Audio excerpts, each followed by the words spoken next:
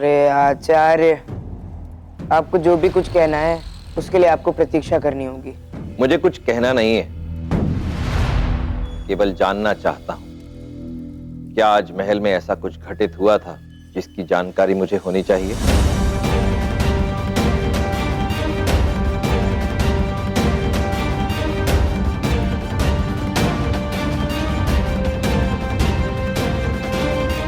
नहीं, कुछ विशेष नहीं। अब मैं जा सकता हूँ? आचार्य, मैं बहुत थक गया हूँ, मुझे विश्राम की आवश्यकता है। कर लेना विश्राम, परंतु उससे पूर्व रात्रि का कार्य तो पूर्ण कर लो। अरे मैं अच्छा ठीक है, क्या चाहते हैं आप? क्या कार्य होगा आज का मेरा? आओ।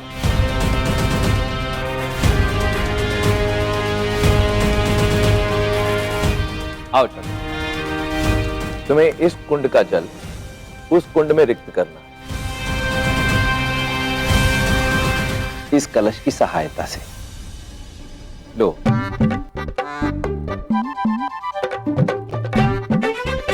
आचार्य, मेरा मुख देखिए। क्या इस मुख पर मूर्ख लिखा है जो मैं इतने छोटे कलश से इस कुंड का पानी उस कुंड में भर दूं? मैं नहीं करूंगा। मुझे किसी का ऋण रखना पसंद नहीं, यही कहा था ना तुमने। और मेरा तो काफी बड़ा ऋण है तुम पर, है ना? काहे का ऋण? जो धन मैंने आपको दिया है उसे ले क्यों नहीं लेते? बात धन की ऋण की नहीं है, बात वचन की ऋण की है। कार्य पूरा करो। शीघ्र ही राजवैद्य से भेंट निश्चित करनी होगी आपकी। आपको ना उपचार की आवश्यकता है। आपकी मति में ना कुछ तो गड़बड़ है। पहले कहा कि मुझे सम्राट बनाएगा और फिर गुप्तचर बना दिया, और अब जब सारा संसार सो रहा है तो मुझसे मूर्खतापूर्ण कार्य करवा रहे हैं।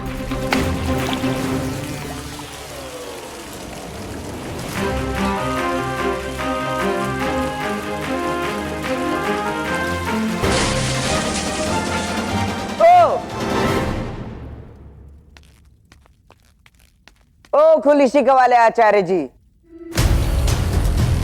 इस कलश में ना छेद है, इसके तले से पानी रिस रहा है। मुझे कोई दूसरा घड़ा दो। अरे रे रे, इससे तो कार्य करना वास्तव में कठिन होगा, परंतु और कोई विकल्प भी तो नहीं है, इसी को उपयोग करना होगा। लो। पर कैसे? आधा पानी तो इसमें भरते ही बह जाता है। इस कुंड को भरते भरते तो मेरी पूरी रात निकल जाएगी। संयम एवं निरंतर प्रयास दो ऐसी कुंजियां हैं जो बड़े से बड़े संकट को भी टाल देती हैं। तुम कार्य ठीक से नहीं कर रहे हो। तुम इस कलश से जब जल भरते हो तो केवल आधा ही भरते हो। यदि इस कुंड से पूरा जल भरोगे तो उस कुंड तक आधा जल तो पहुंच पाएगा। क्या इसे पूरा भर दूं? इसे देखिए आप, कितना भारी है ये। अब इसे मैं पूरा भर दूंगा तो इसका भार तो और बढ़ जाएगा। पकड़ो इसे। क्या ये उस तलवार से भी भारी है जो आज राजमहल में तुम रक्षकों के विरुद्ध उठाने में असमर्थ रहे थे?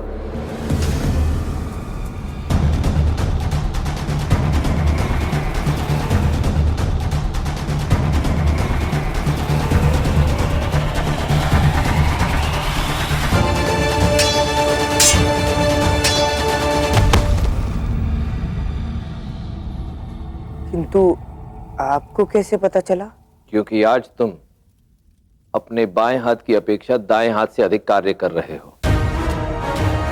तुम्हारी तलवार की मुठ को देखकर स्पष्ट होता है कि आज इसका उपयोग बिल्कुल नहीं हुआ।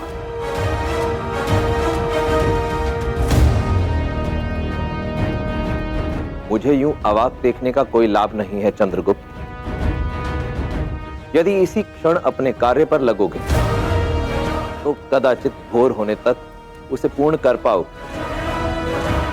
परंतु यदि मुझे समझने का प्रयत्न करोगे तो कई वर्ष लग जाएंगे।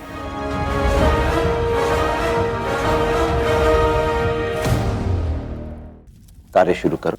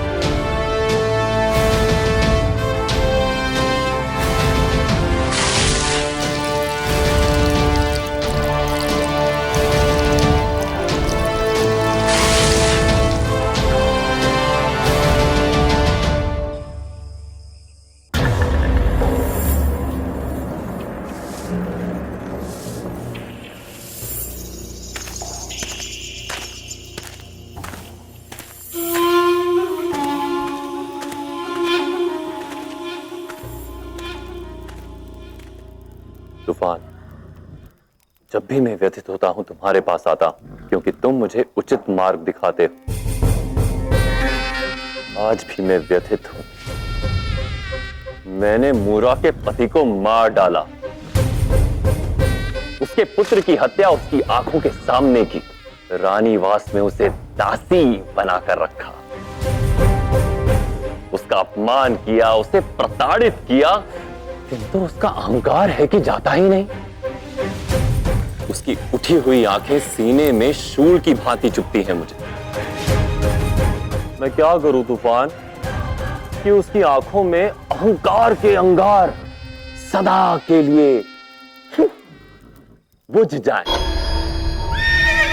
शांत शांत शांत हो जाओ तूफान, शांत हो जाओ, शांत। यदि इसी प्रकार तुम मेरे आदेश का उल्लंघन करते रहे तो मैं तुम्हारी ये चमड़ी उधेड़ दूंगा। फिर तुम्हारे देह के साथ तुम्हारा जोश भी ठंडा हो जाएगा। शांत।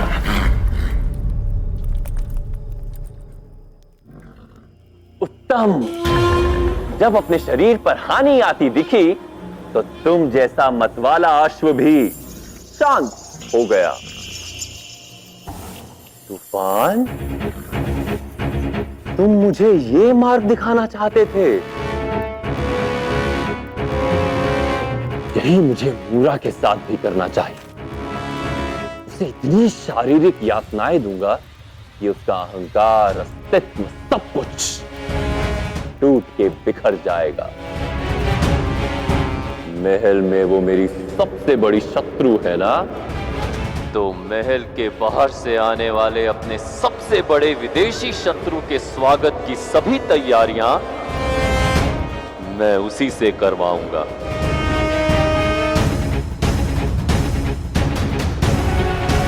अकेले।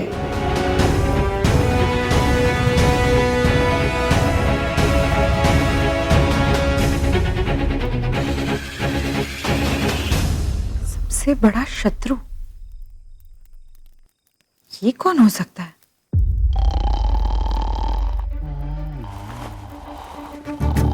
इंद्र, क्या लगता है ब्राह्मण सो गए होंगे? हाँ, सो गए सो गए।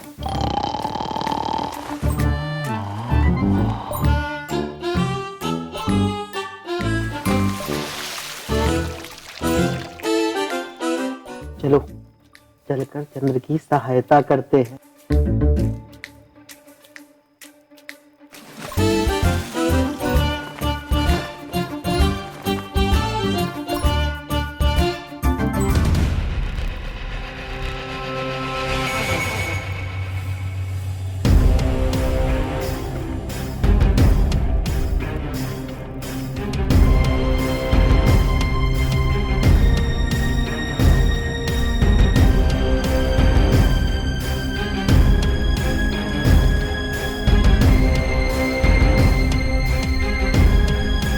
ये रोटियां, ये तो मैंने भोर के समय खाने के लिए रखी थी ना। चाहिए।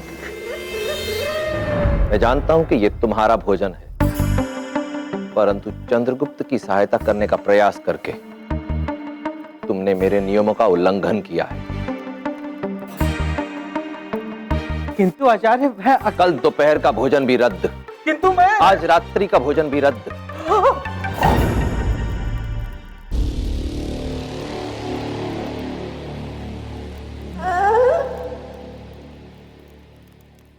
किंतु आचार्य, ये तो बताइए कि इस कार्य में किए गए परिश्रम से चंद्रगुप्त को क्या प्राप्त होगा?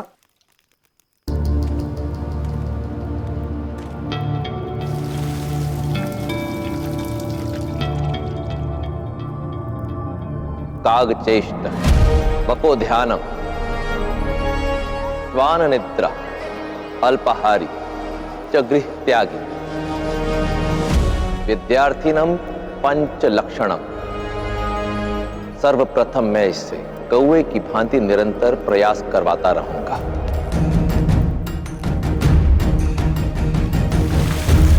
ताकि इस कलश में बार बार पानी भरने और गिराने से इसकी भुजाएं शक्तिशाली, बलशाली हो सके।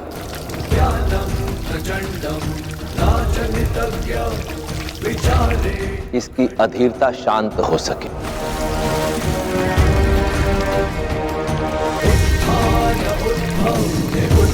इसमें निरंतरता और संयम के गुण आ सके, जो भविष्य में इसके लिए अत्यंत उपयोगी सिद्ध होंगे।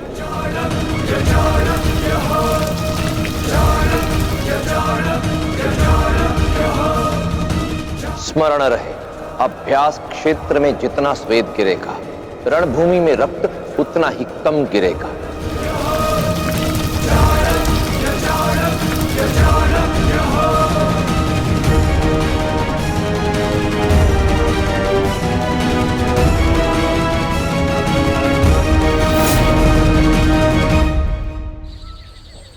सम्राट धनानंद की, सम्राट धनानंद की, सम्राट धनानंद की, सम्राट धनानंद की, सम्राट धनानंद की, सम्राट धनानंद की।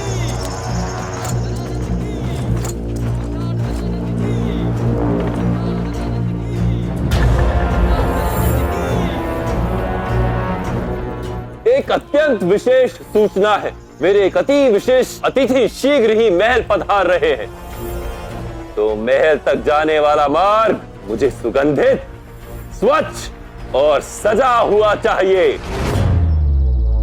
ऐसे कार्य की भव्यता को ध्यान में रखते हुए मैंने हर बार अपनी प्रजा को हर दिन कुछ समय श्रम दान करने की आज्ञा दी है, किंतु आज मेरा यह आदेश है कि प्रजा में से कोई भी इस कार्य को नहीं करेगा। ये सारा कार्य केवल एक स्त्री करेगी और उसके अतिरिक्त कोई नहीं।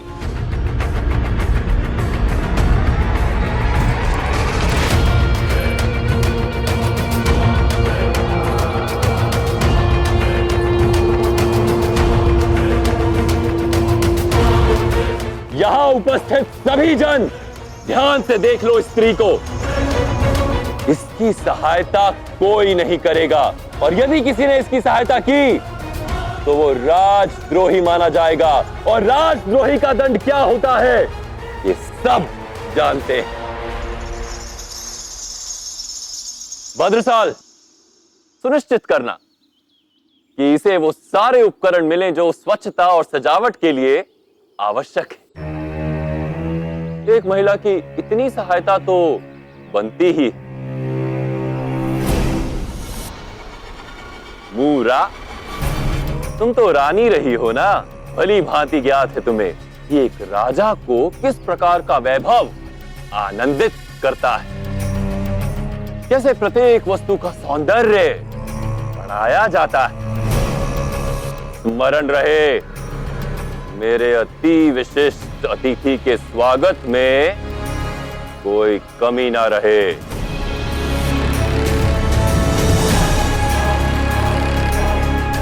कांटा चुभोया था ना मुझे, एक बूंद रक्त बहा था मेरा। अब उसका प्रतिकार मैं लूंगा तुम्हारे शरीर को लहूहीन करके। इसके पश्चात तुम सरकने योग्य भी नहीं रहोगी।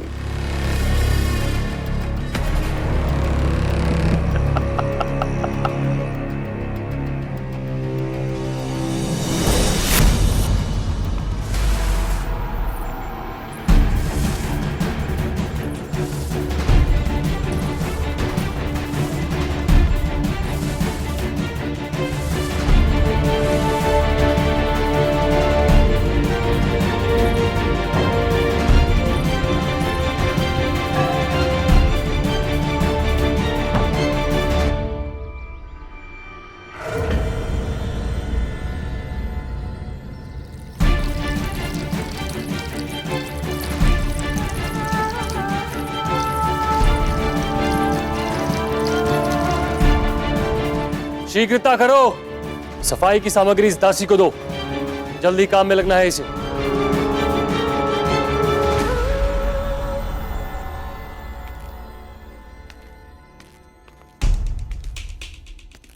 मुझे घूरना बंद करो दासी, सम्राट की बात को समझी हो ना। यदि जीवन चाहती हो तो काम पर लगो।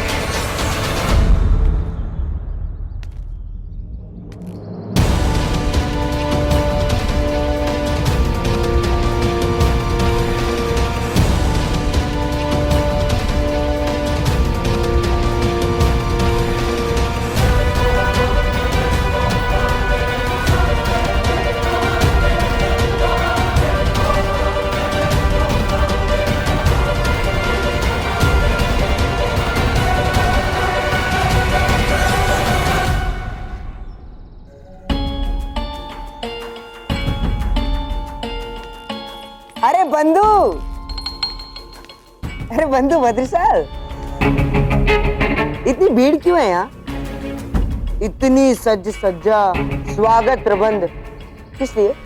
कौन आ रहा है? तुम्हारा काम राजकुमारी की सेवा करना है अंगरक्षक। तुम अपना काम करो, मेरे काम में बाधा मत उत्पन्न करो, अन्यथा। अरे तुम लोहार की भट्टी के पास जन्म लिए थे क्या भाई? बात बात पर तलवार निकाल लेते हो। क्रोधित होने की कोई आवश्यकता नहीं है, मैं जा ही रहा हूं।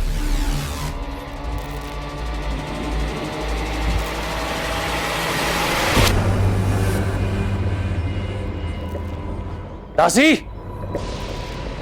ये दासी कहां मर गई? दासी! बस यही तो हूँ, साफ सफाई में लगी थी। ईश्वर का धन्यवाद, मैं चंद्रगुप्त की दृष्टि में नहीं आई। शांत तूफान, शांत। वो आ रहा है।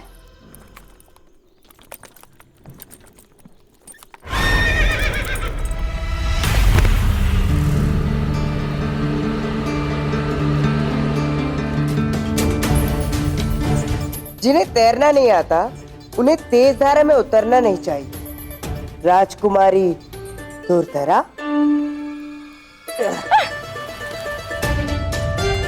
यदि आपको घुड़सवारी नहीं आती है तो आप इस अश्व के पास क्या कर रही हैं? यदि कुछ अंग भंग हो जाता तो ये बेचारा अंगरक्षक तो जाता ना अपने प्राणों से। और इतना ही ज्ञान बांट रहे हो, खुद इस अश्व पे सवार होकर दिखाओ तो मानूंगी।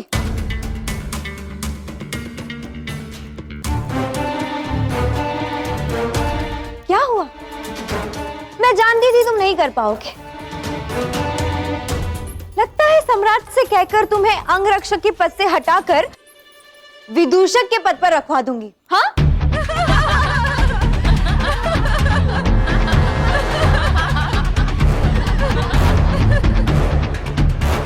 मैं इस अश्व पर सवार भी होकर दिखाऊंगा और इसे नियंत्रण में भी कर दिखाऊंगा।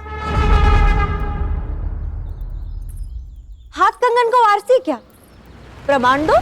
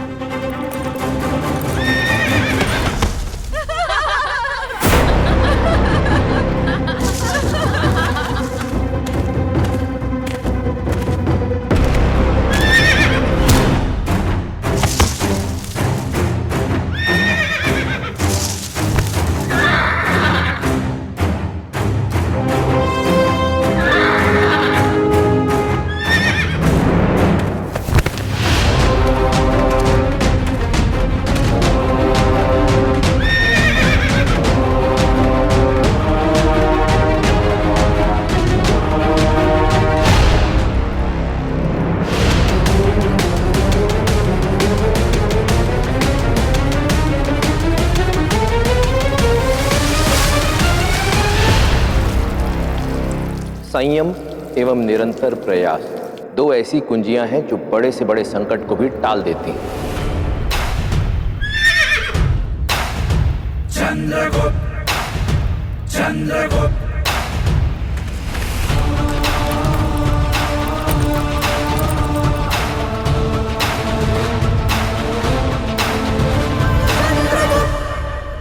अब जब मैं इस पर सवार हो ही गया हूं, तो क्यों ना मैं अपना एक महत्वपूर्ण कार्य भी कर लूं।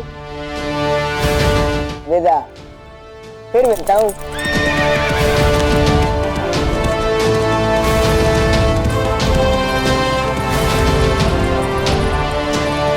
इस बार फिर बाजी ले गया वो तुम्हारे हाथ से।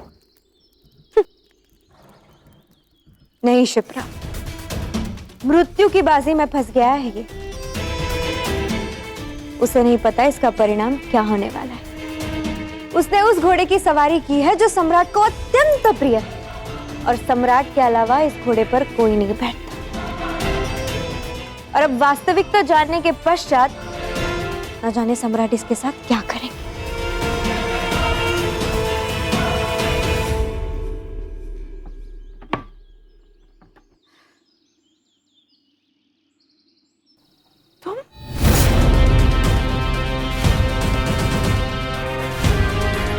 तुम क्या कर रहे हो यहाँ? क्यों, तुमको क्या लगा माई? चूड़ियों की दुकान में छुप जाओगी तो मैं देख नहीं पाऊंगा? बड़े प्रखर हो, अच्छा है। और तुम उतनी ही मूर्ख हो माई। यदि उस समय सम्राट धनानंद को कांटा नहीं चुभाती ना, तो आज यहाँ मार्ग में धूल नहीं फाक रही होती। मुझे उपदेश नहीं भाती और सुनने की इच्छा भी नहीं। जहां से आए हो वहीं पर लौट जाओ। आप में और मुझ में कुछ तो समान है। आप भी मेरी तरह हठी और मुंहफट है। चलो हटो, अब ये मुझे करने दो। नहीं नहीं, ये मुझे अकेले करना है। अगर धनानंद को पता चल गया तो कौन बताएगा उन्हें? यहाँ तो सम्राट की सैनिक भी नहीं है। ये प्रजा देख रहे हो, ये सारी आज धनानंद की आंखें हैं। कोई भी जाकर बता देगा सम्राट को।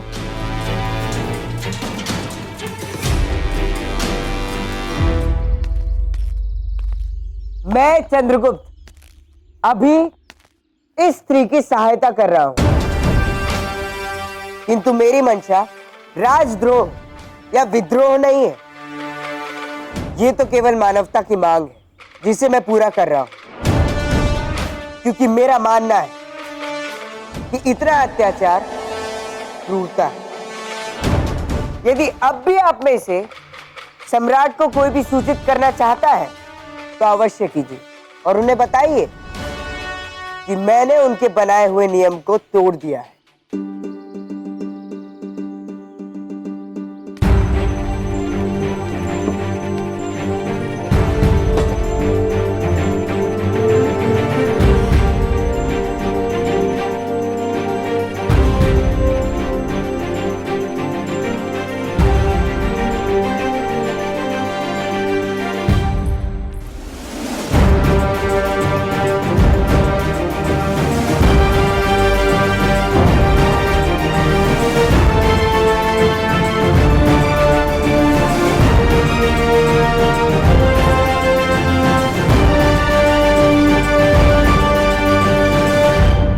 चलो बस, अब बहुत हो गया। चलो यहाँ बैठो। अरे माई, जब यहाँ का काम हो गया तो मैं बैठ के क्या करूंगा? अभी तो तुमने कहा कि मैं बहुत हटी हूँ। जब तक मेरा हट पूरा नहीं करोगे वहां बैठोगे नहीं, मैं नहीं मानूंगी। अच्छा ठीक है, चलो। भूख लगी होगी ना, कुछ खा लो।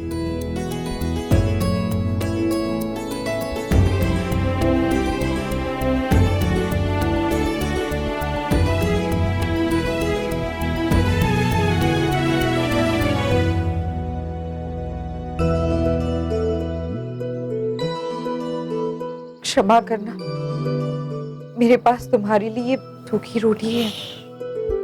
शांत रहो माई, मुझे आनंद लेने दो।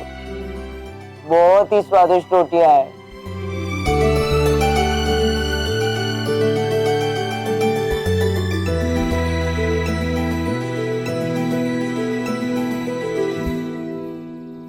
अब अपने पुत्र को स्मरण करके ये रोटियां बनाई होंगी ना माई। कितना कठिन और दुखद क्षण रहा होगा वो आपके लिए। हाँ, बहुत दुख हुआ।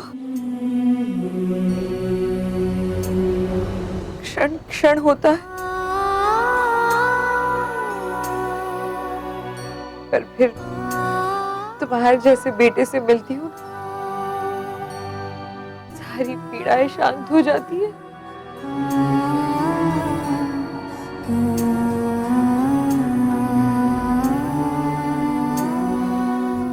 अच्छा माई, एक बात बताओ, ये इतनी सारी तैयारियां किसके स्वागत में है? स्मरण रहे, जैसी ही आपको कोई महत्वपूर्ण सूचना मिलेगी, आप बिना विलंब के उसे चंद्रगुप्त द्वारा मुझ तक पहुंचा देंगे। और यदि उसे ज्ञात हुआ कि मैं गुप्तचर बनकर सम्राट की जानकारी आपको दे रही हूँ, तो वो ऐसा कुछ करेगा ही नहीं। उसकी चिंता आप ना करें देवी। चंद्रगुप्त के मन में ऐसे कोई प्रश्न ना उठे, इसका प्रबंध मैं कर चुका हूं। आप केवल उचित समय आने पर गुप्त सूचना मुझ तक पहुंचा दीजिए।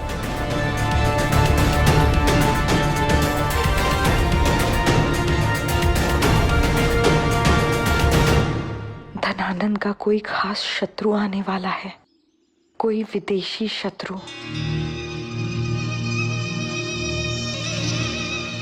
बड़ी विचित्र है ये सम्राट धनानंद। अपनी प्रजा को जीवित गाड़ देते हैं और विदेशी शत्रु को आमंत्रण दे रहे हैं। सावधान, होशियार, सेनापति भद्रसाल आ रहे हैं।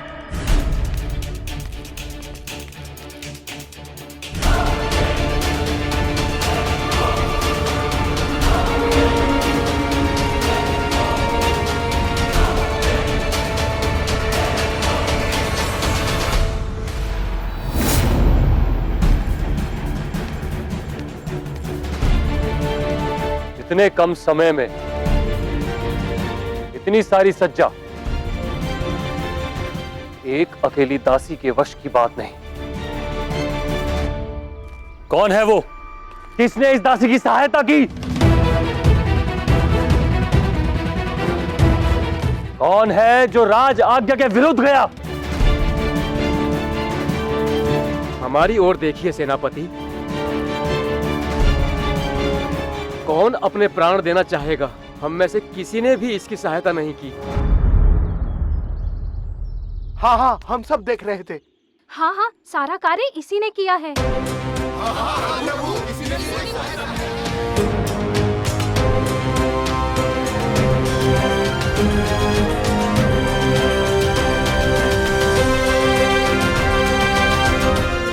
चलो मित्र, राजकुमारी प्रतीक्षा की अग्नि में सूख रही होगी।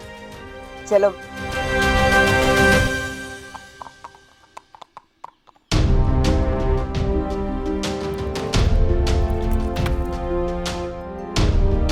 मित्र, पता नहीं क्यों, किंतु तुम ना मुझे बहुत अच्छे लगते हो।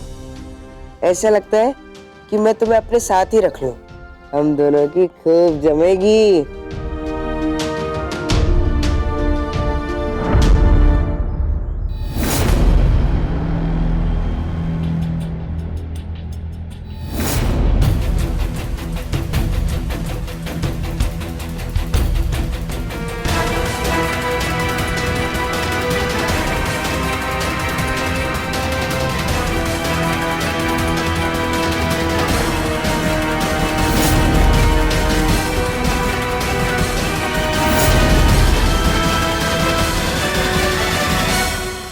देखा भाई, यही तो मैं आपसे कह रही थी कि ये आपके तूफान पर बैठा और चला गया और किसी की अनुमति भी नहीं ली।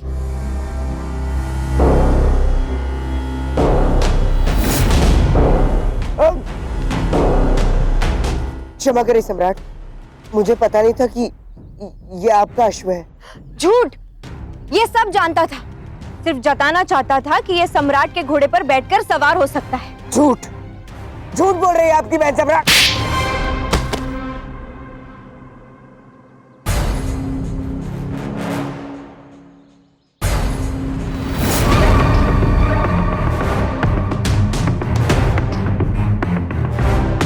एक तमाचे से सत्य नहीं बदल जाएगा सम्राट। राजकुमारी स्वयं उस पर आसीन होने को प्रयास करते हुए गिर गई। जब मैंने उन्हें रोकना चाहा तो उन्होंने मुझे चुनौती दी कि मैं इस अश्व पर सवार होकर इसे वश में करके दिखाऊं।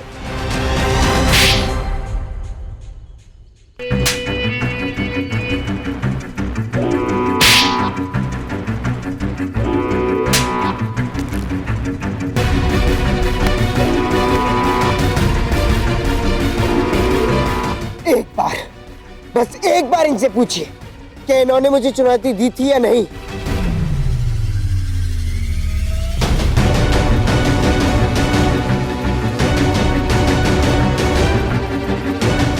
हाँ, मैंने उसे चुनौती दी थी, पर उसका बैठकर जाने के लिए तो नहीं कहा था।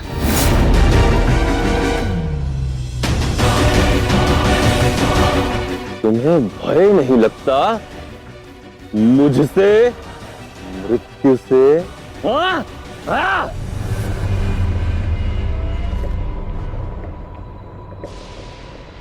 जब मैं सत्य कह रहा हूं तो मुझे किसी का भय नहीं लगता, ना मृत्यु से और ना ही आपसे। तुम्हें ना झूठ बोलना चाहिए था और ना ही इस युवक को चुनौती देनी चाहिए थी। तुम नहीं जानती बहन, तुम्हारी लगाई इस चिंगारी से कोई तो अवश्य झुलसने वाला है।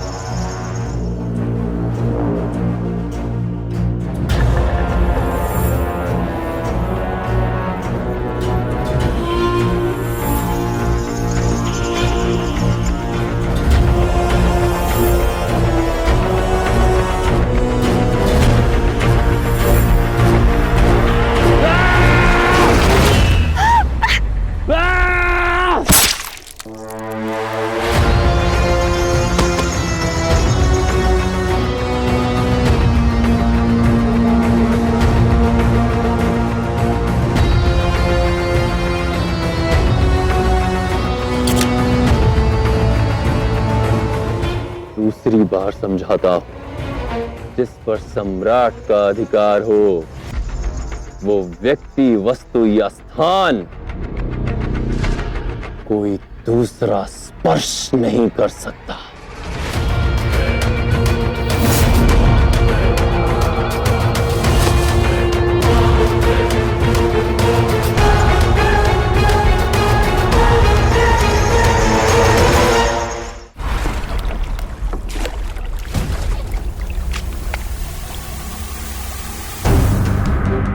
तुम ना मुझे बहुत अच्छे लगते हो। ऐसा लगता है कि मैं तुम्हें अपने साथ ही रख लूं।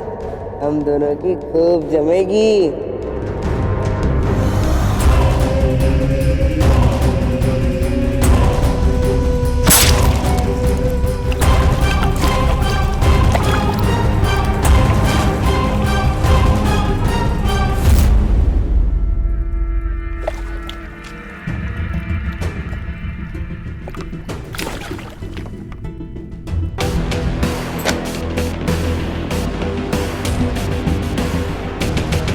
बताइए क्या कर रहा है आज मुझे?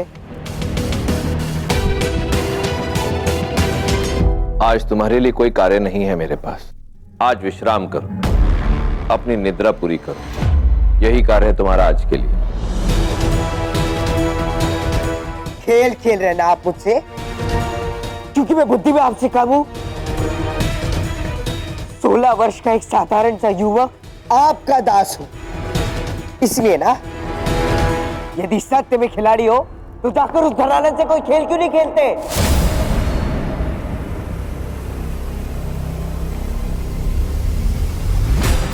जिसने मेरे आंखों के समक्ष एक वृद्ध स्त्री से उसके पुत्र को छीन लिया, जिसने न्याय मांगने आए एक असहाय किसान को जीवित ही गाड़ दिया, उस सम्राट से तो हाथ करो। वो सम्राट जिसने एक क्षण में ही अपने प्रिय अश्व का सर धड़ से अलग कर दिया, क्योंकि एक सेवक ने उसे छू लिया था। अब ये मत कहना कि आपके पास कोई सहायक नहीं था, या ये कि आपका ये गुप्तचर उचित प्रकार से आपका कार्य नहीं कर रहा। केवल जानकारी और सूचना के बल पर सम्राट धनानंद को उसके सिंहासन से उखाड़ना चाहते हैं आप।